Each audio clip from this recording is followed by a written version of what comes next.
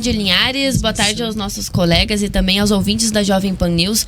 Vitória importante do Paraná na Vila Capanema, mas essa foi a segunda vitória consecutiva do Paraná. Pela primeira vez o Paraná conseguiu 2 vitórias seguidas na competição. Mas o Paraná começou o jogo um pouquinho lento, e aí quando conseguiu criar, né, jogadas aí para fazer o gol, o Paraná perdeu muitos gols no primeiro tempo, perdeu o gol com o Gadelha, perdeu o gol com o Tanque, e aí o técnico Fael Júnior mexeu na equipe e conseguiu no segundo tempo, então, que o Paraná deslanchasse, né, para conseguir fazer os 3 gols. O primeiro gol saiu contra, inclusive imediatamente na súmula ali, o gol foi dado pro Lucas Gadelha, mas depois foi corrigido e foi o gol contra aí do zagueiro Danilo do Araucária. Então, primeiro gol contra, depois o gol do Diogo Carlos e aí, por último, o gol de pênalti do João Gabriel. Né, o João Gabriel fechou o placar aí com um gol de pênalti, mas o Paraná começou bem devagar, né, Dalke? O Paraná teve... Estilo Paraná no primeiro tempo. Assim, o Paraná, no geral, fez um bom primeiro tempo. O problema é que perdeu muitas chances claríssimas, né? A gente até entrou numa discussão, né? Que até o Dudu veio me zoar depois falando que eu tinha comparado o Paraná ao Manchester City, né? Porque eu falei que o Paraná jogando com 3 zagueiros não significava que era defensivo, né? E daí o Elísio falou, jogar com 3 zagueiros contra o Araucária. Daí eu questionei o Elísio se o Manchester City era um time defensivo, porque o City joga com 3 zagueiros e um zagueiro de volante, né? E não é um time defensivo, não quer dizer que se você joga com 3 zagueiros você é defensivo. E o Paraná tentou bastante, né? Só que o Paraná achou a mina de ouro, que era jogar pela esquerda, que o lado direito do Araucária era uma várzea danada. O Paraná conseguiu, o Diogo Carlos fez 2 jogadas, o Furlan chegou na linha de fundo, fez cruzamento e o Gadelha insistiu em perder gol. Teve uma furada bizonha, teve uma que ele perdeu o gol cara a cara com o goleiro, né? O Tanque teve uma oportunidade, mas daí nessa do Tanque eu vou dar mérito mais para o Eliomar, goleiro do Araucária. E daí no segundo tempo, o Paraná continuou o entendimento de que precisava atacar pela esquerda, coloca a dobradinha, o Diogo Carlos vem pra lateral esquerda, coloca o Adílio e daí, por ali, saem os 2 primeiros gols.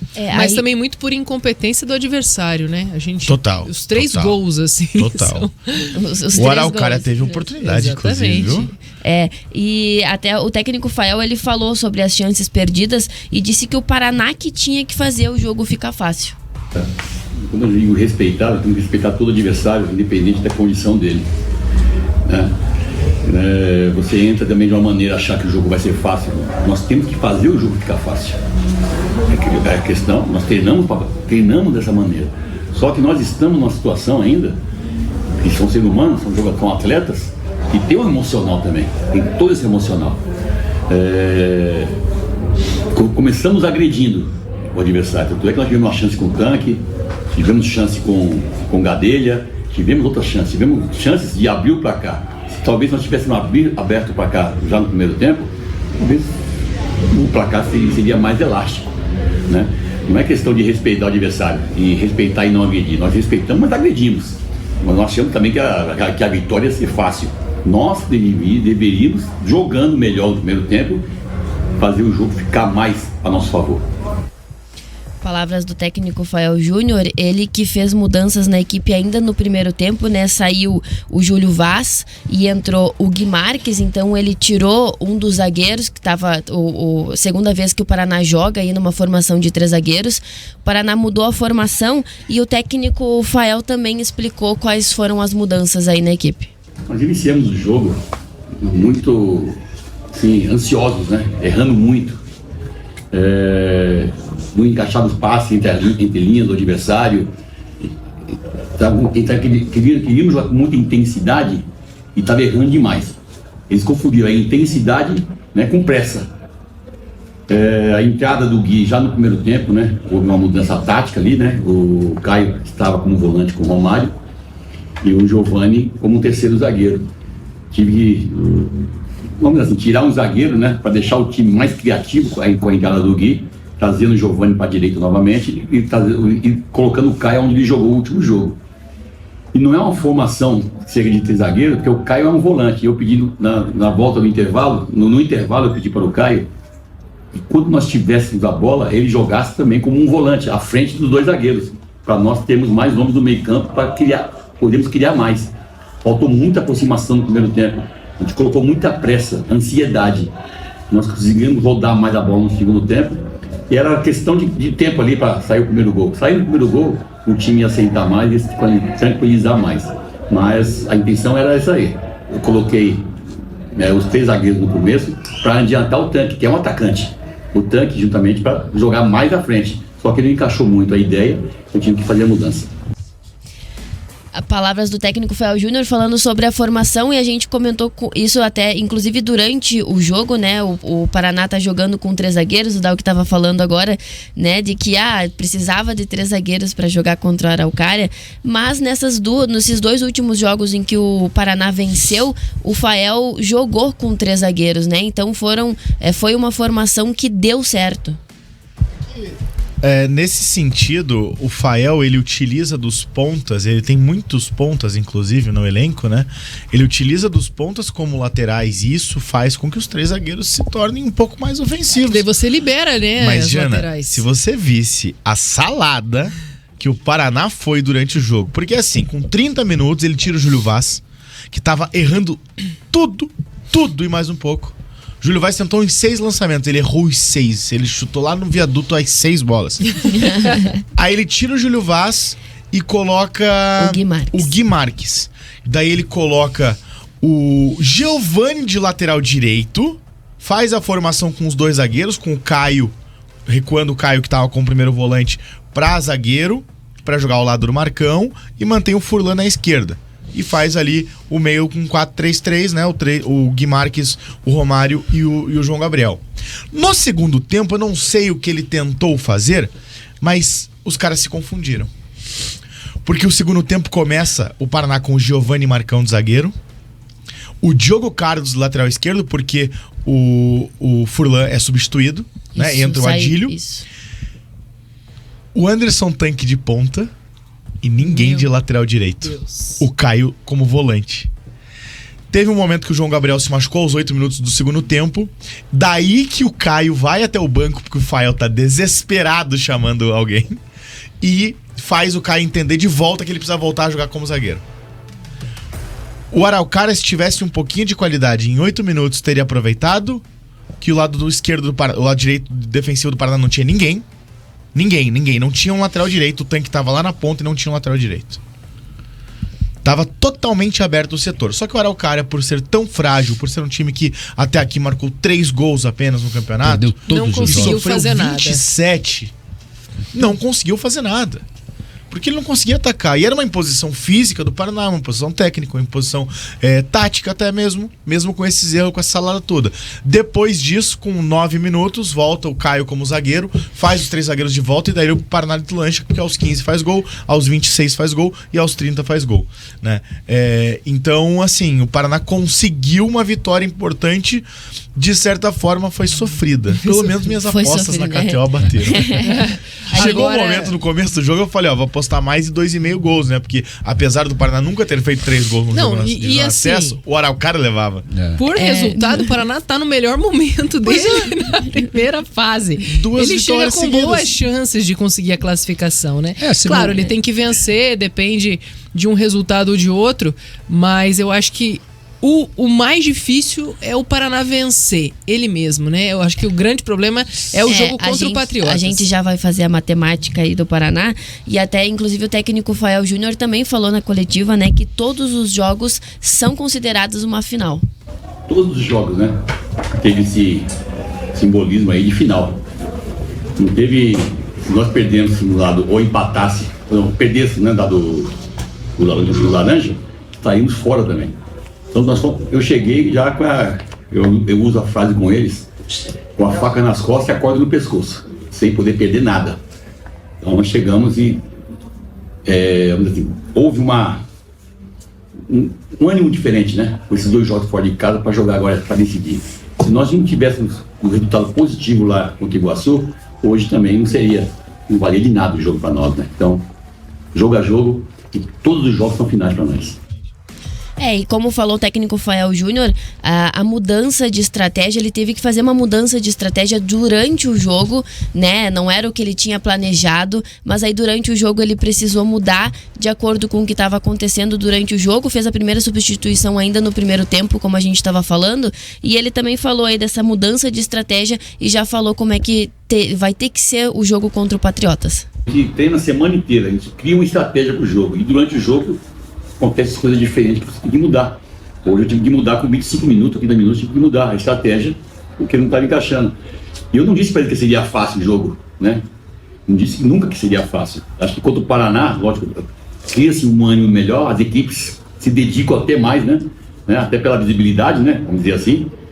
E nós tínhamos que fazer o primeiro. Fazendo o primeiro gol, com certeza o time ia sentar mais. Mas contra o Patriota vai ser um jogo totalmente diferente. É um time que está muito bem na tabela, em primeiro lugar e já classificado. Então, nós temos que estar com um nível de computação maior que foi o primeiro tempo. No primeiro tempo, nós deixamos a desejar em termos de ansiedade, intensidade, lentidão e muitos erros de passe também. O técnico Fael Júnior colocou aí esse primeiro tempo... não vou dizer um pouco abaixo, o problema o Paraná criou, mas o Paraná não conseguiu concluir a gol, né? Não conseguiu efetivamente fazer o gol, mas conseguiu criar várias jogadas. Então o técnico Fael colocou, né, essa questão na ansiedade do Paraná de precisar do resultado, de estar jogando com uma equipe, né, que ainda não tinha vencido na competição e que o Paraná precisava fazer, né, esse resultado aí, precisava vencer e precisava vencer muito bem. Então o Paraná precisa agora, como ele falou, o jogo contra o Patriotas vai ser completamente diferente. O Paraná precisa entrar ligado 100% e não cometer os mesmos erros, né? Não perder a chance de fazer o que não conseguiu fazer durante toda a primeira fase, né? Entrar ligado e não entrar tão ansioso, né? Eu acho assim, o problema recorrente. O Patriotas é um time que pode querer decidir que é o primeiro destino lugar, do Paraná. Não é questão do primeiro lugar, já está praticamente garantido. Agora, mas esse é o ponto, porque se o Patriotas perder pro Paraná, o Andraus vencer, o Andraus é primeiro. Isso. E daí que tá o grande problema. Teria sido muito bom pro Paraná o Patriotas vencer, porque daí ele abriria 4 pontos do Andraus, não teria perigo nenhum, seria o primeiro. Só que ele poderia jogar pra afundar o Paraná. Ele não vai querer pegar o Paraná depois, então acho que ele vai jogar pra eliminar o Paraná. Exatamente, então esse é o ponto, né? O Patriotas tem a chance, aquilo que a gente falou outro dia da Libertadores aqui, do Atlético com o Atlético Mineiro, né? De eliminar o Galo, né? Você vai lá em Belo Horizonte, tenta ganhar o jogo, você já tira o Galo do seu caminho, que pode agora ver o Galo de Felipão no sorteio nas oitavas, né? Ou sei lá, nas quartas, pode cruzar o caminho aí. E você podia ter tirado esse time do campeonato. O Patriotas pode estar pensando nisso. O que é melhor? Porque assim, o Patriotas... ele está jogando na Vila Capanema. Ele vai mandar os 2 jogos na Vila Capanema? Aliás, vai mandar o jogo dele na Vila Capanema contra o Paraná, eventualmente, e permitir que o Paraná leve toda a torcida e dar uma injeção de ânimo. Até mesmo que permita só o torcedor visitante. Vai ser muito mais gente do que vai ter de torcedor do Patriotas. Sim. Vai ser 1.700 pessoas ali na visitante. E do que o Patriotas enfrentou até agora no campeonato. Óbvio. Acho que o único time que está colocando torcida mesmo no estádio é Iguaçu, né? Iguaçu lotou ontem lá contra o Grêmio Maringá, lotou contra o Paraná, né? É um time que está acreditando na classificação, depende só dele, vai jogar contra esse Araucária, né? Acho que o Iguaçu vai classificar, porque pegou aí a galinha morta na última rodada. Já subiu o Iguaçu, tá? Iguaçu já subiu. E outra situação, né, Linha? É que assim, o Paraná... Mas tem chance. O Patriota sabe que vai pegar o Paraná com o torcedor babando pra ver um jogo. Exatamente. No mando do Paraná, eu quero dizer, no mando do Paraná mesmo, né? Porque hoje é assim. O Patriotas tinha pensado em tirar o jogo ali da Vila Capanema, caso enfrentasse o Paraná, já estava projetando isso, mas ele não tem outra opção de estádio, então vai ter que servir na Vila Capanema mesmo. E é o seguinte, né? E o Patriota, se ele perder pro Paraná, ele pode ser ultrapassado pelo Andraus. Mas o Andraus tem um jogo duríssimo lá em Alvorada contra o PSTC. PSTC também foi uma decepção danada, né?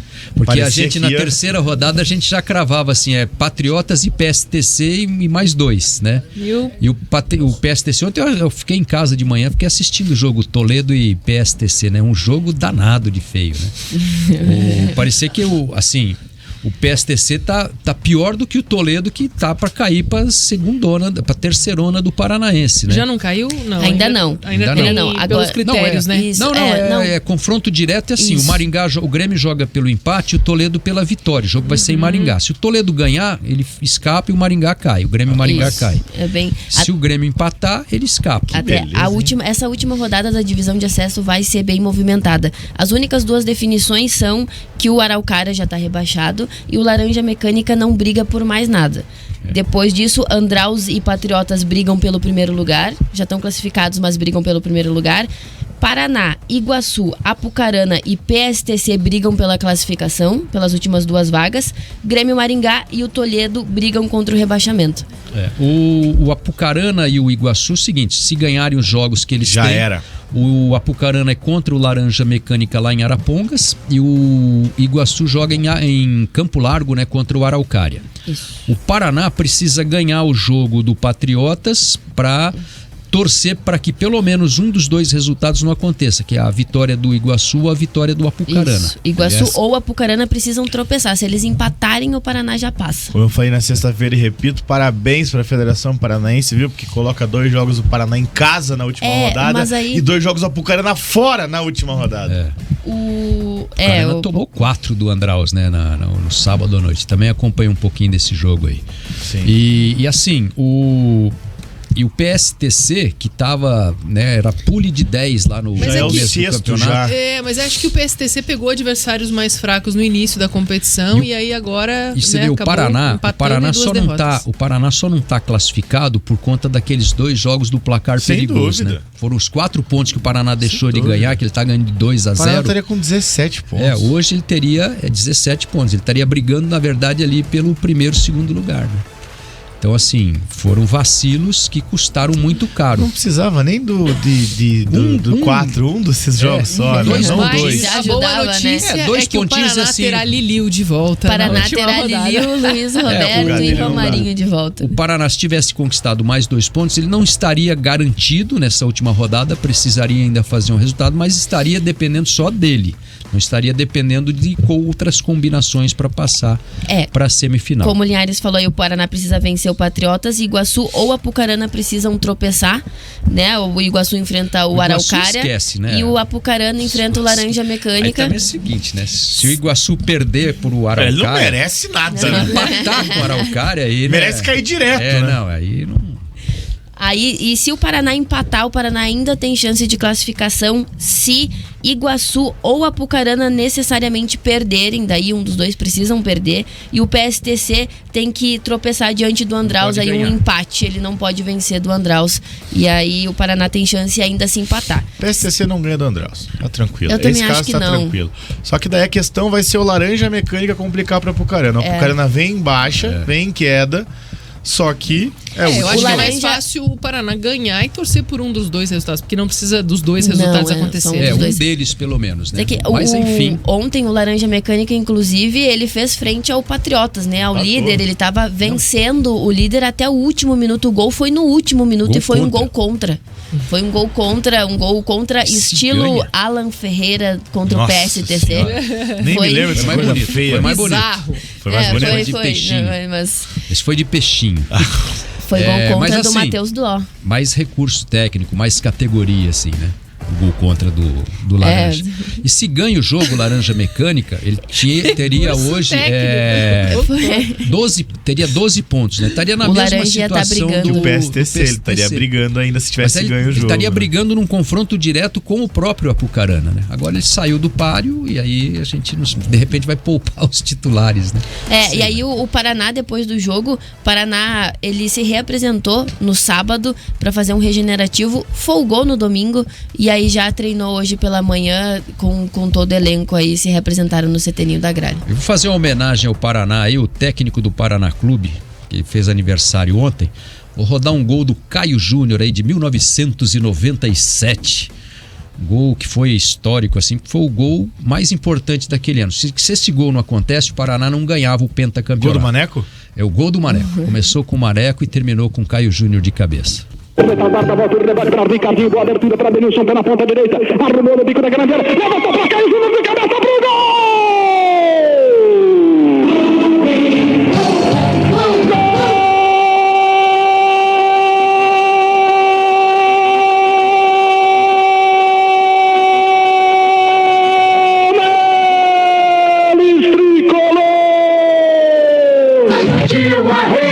Aqui na Rádio Clube, a Rádio Clube Brasil. Caio Júnior no cruzamento preciso, milimétrico de Denilson no bico direito da grande área.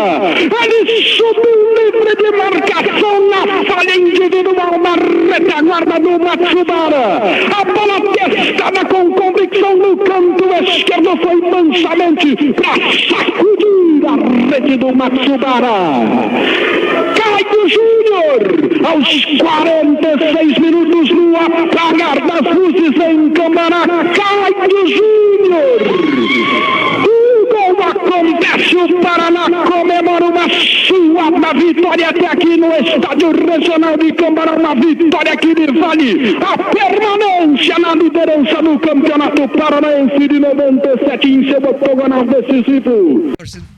É isso aí então, né? Golaço aí do Caio Júnior em 1997, da Rádio Clube Paranaense, né? Tava narrando o jogo lá.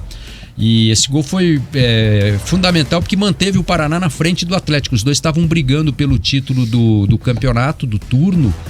E aí o Paraná jogou em casa a última rodada e venceu o Londrina, né, na Vila Olímpica e se consagrou pentacampeão paranaense. A gente já tá atrasado para ir pro intervalo, mas só para contextualizar o que eu falei do gol do Maneco, né?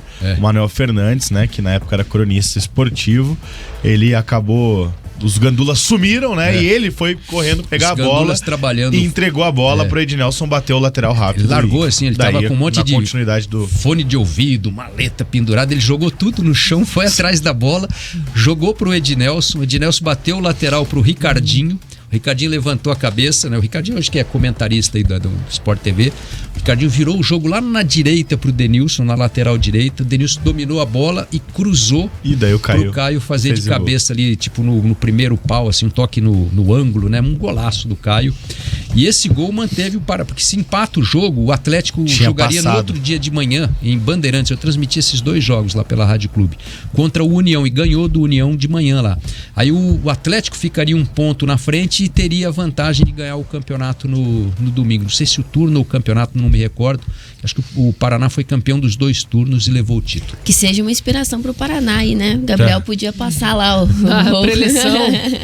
O Gabriel, filho do Caio, tá por lá, é auxiliar do... Lá em Ribeirão tem um gol que eu narrei lá do Clebinho que os caras usam na preleção motivacional lá, toda vez que o Botafogo tá pra cair pra segundona no Paulistão. Mas isso é outra história.